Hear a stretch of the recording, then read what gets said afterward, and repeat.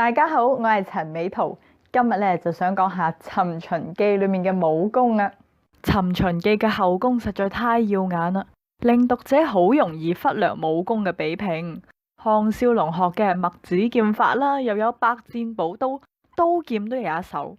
但係佢決鬥嗰陣呢，重點通常都係講佢點樣用心理戰去打贏啲好似勁過佢嘅對手。咁始終都係穿越小說啦，總要用啲現代人優勢，唔可以淨係刀來劍往嘅。項少龍嘅第一勁敵管中邪，乜都要同項少龍爭，情場戰場地位，你做上將軍，我做大將軍咁。甚至有一次，項少龍約咗個女仔一夜情，居然俾管中邪捷足先登。項少龍去到門口就撞到人哋已經開咗戰啦，相當陰功啊！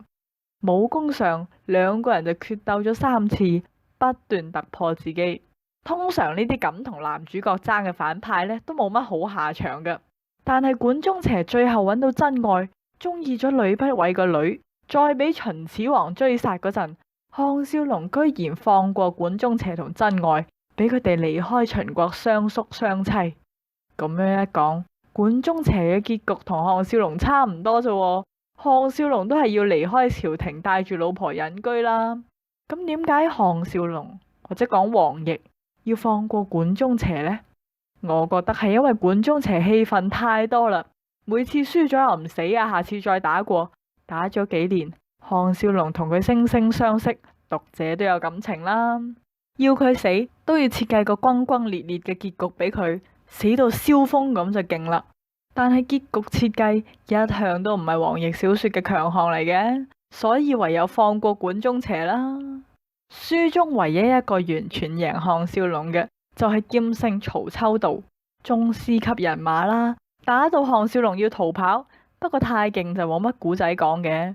曹秋道、項少龍、管中邪應該算係尋秦記3大高手啦。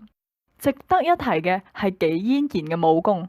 項少龍嘅老婆啊，武功只係略遜項少龍一籌，甚至項少龍被圍攻嗰陣，紀嫣然一人一槍一馬殺入重圍救咗項少龍，有《三國演義》趙雲救黃忠嘅風範啊！